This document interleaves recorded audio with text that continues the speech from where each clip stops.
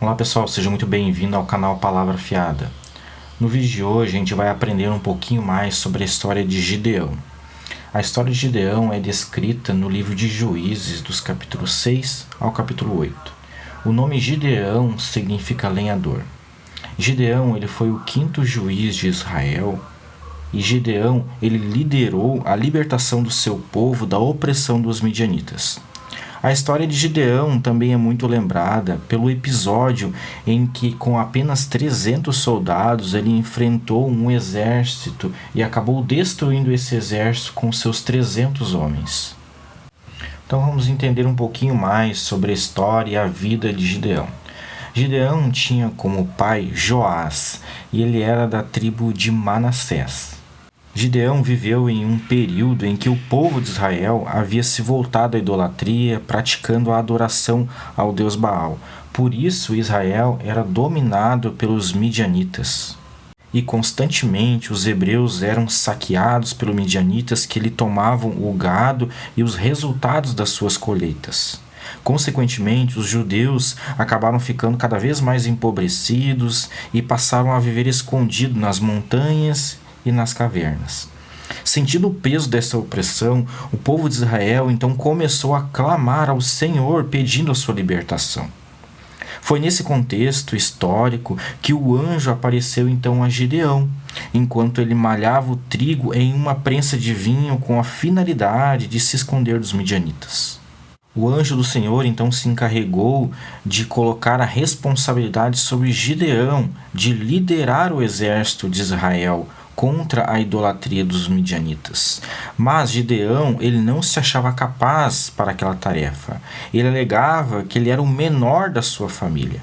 Então o anjo do Senhor confirmou a convocação de Gideão, fazendo com que o fogo consumisse de forma milagrosa uma oferta que o próprio Gideão havia preparado para o Senhor. E mesmo assim, Gideão acabou pedindo alguns sinais para o Senhor. E por 3 vezes o anjo confirmou realmente o chamado de Gideão.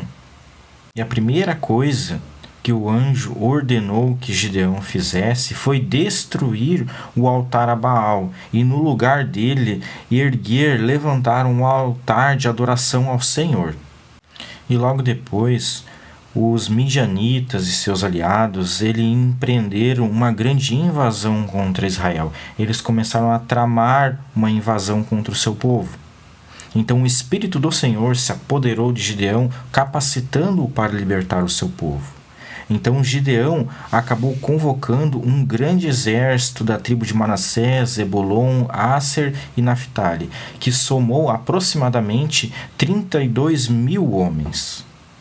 Mas antes da batalha, Deus disse a Gideão que o exército de Israel estava muito grande, e isso poderia gerar um orgulho entre o povo.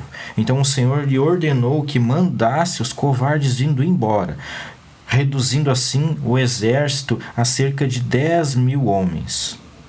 Depois, da mesma maneira, o Senhor ordenou que os descuidados também fossem dispensados, restando dessa maneira apenas 300 homens para enfrentar um grande exército.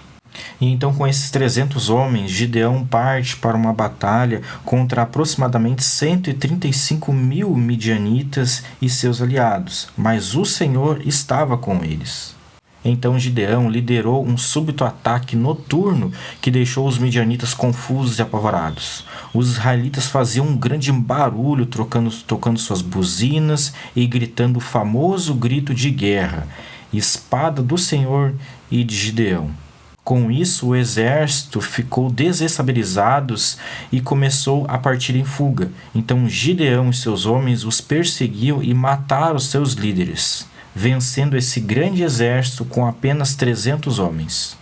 Após esse episódio, Gideão acabou liderando Israel ainda por 40 anos e durante todo o restante de sua vida houve paz. Gideão também é mencionado na galeria dos heróis da fé, como alguém que pela fé venceu reinos. Ele é reconhecido como um dos mais importantes juízes de Israel e o único deles que recebeu pessoalmente a visita do anjo do Senhor.